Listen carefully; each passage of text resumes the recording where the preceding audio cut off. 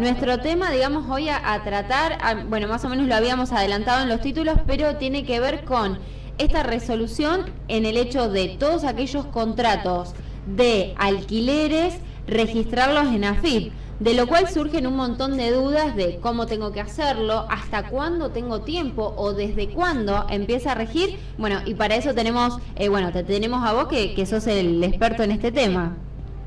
Sí, lo primero que vamos a decir es que es una obligación que surge de la ley que fue sancionada el año pasado. El año pasado se modificó el Código Civil y se dictó una norma, además, complementaria, donde uno de los requisitos en el artículo 16 decía que había que notificar a la AFIP, informar a la AFIP de todo contrato de locación que se celebrara. Recién se pudo implementar esta obligación. Ahora, a partir del 1 de marzo, es obligatorio informar a la AFIP de todos los contratos de locación que se celebren. ¿Desde cuándo? Desde el 1 de julio del año pasado. ¿Y hasta cuándo tenemos tiempos? Normalmente el tiempo fijado por la resolución va a ser 15 días después de la firma del contrato. Uno va a tener 15 días corridos posteriores. Rige para este primer mes, para el primer de marzo, que va a tener hasta el 15 de abril, porque claro, también los contratos que se celebraron desde el 1 de julio del año pasado van a tener que registrarse en estos 45 días. Todo el mes de marzo más los 15 días del mes de abril. Pero después de todo contrato que se celebre hay 15 días corridos para notificar a la AFIP, para informar. ¿Cómo se hace esto? Esto se hace a través de la página web de la AFIP.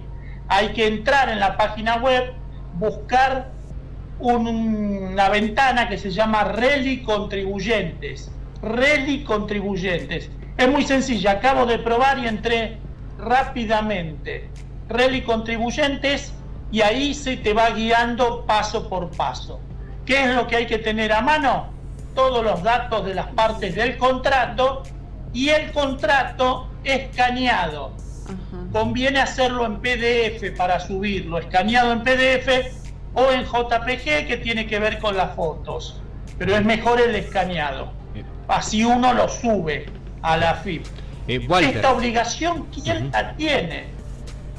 Es obligación del locador, no es obligación del locatario, es del locador hacerlo.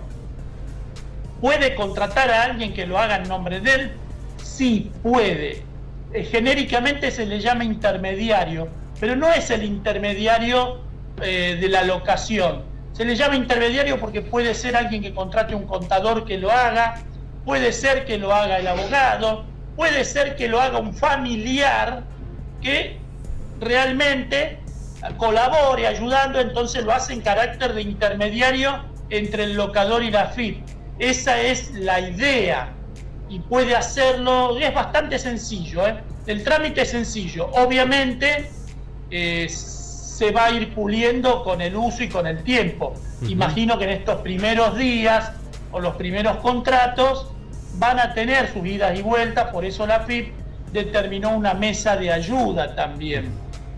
Doctor, ¿me escucha? Muy bien. Sí. Doctor, ¿qué significa esto para los propietarios? Algunos e inmobiliarias, algunos se han mostrado no tan conformes con la nueva implementación y también ¿puede perjudicar en alguna manera al inquilino? Sí, indudablemente va a traer algunas complicaciones. Mira, en Argentina cuando se hacen los censos se determina que hay una X cantidad de gente que vive alquilando el domicilio. Viste que cuando se hace el censo se pregunta si el domicilio es tuyo, si sos propietario. Hay un porcentaje de locaciones que no se ve reflejada en la AFIP.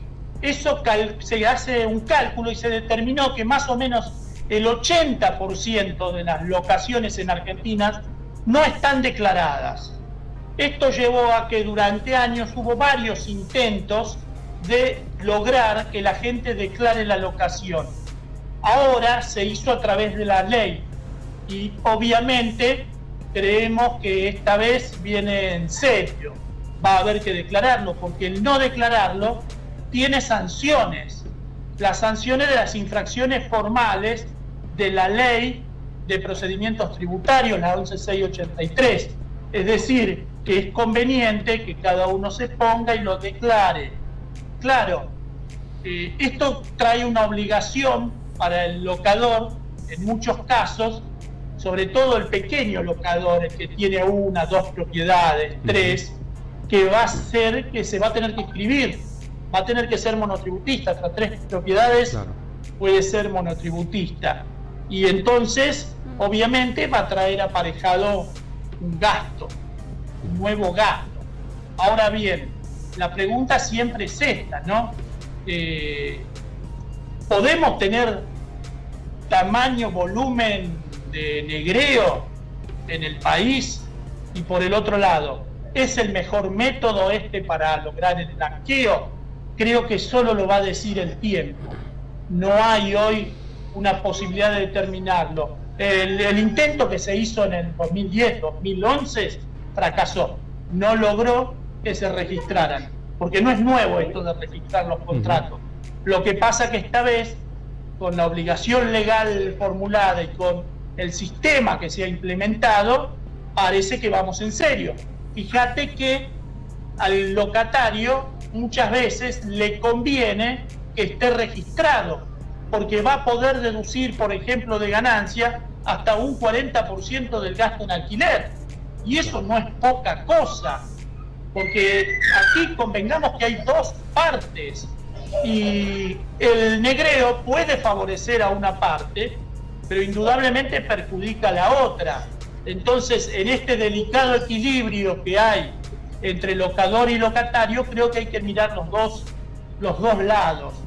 Puede haber una restricción del mercado locativo, y muchos dicen que sí, pero cada vez que se modifica la ley dicen eso, hay una detracción del mercado por unos días, y después todos vuelven a la normalidad, porque tener una propiedad que no le produzca ninguna renta, y es más, que le produzca gasto, claro, no es conveniente. Claro. Pero indudablemente creo que va a haber un sacudón inicial, está habiendo un sacudón inicial importante, porque además, si no lo declara el locador, el locatario tiene 6 meses para hacerlo.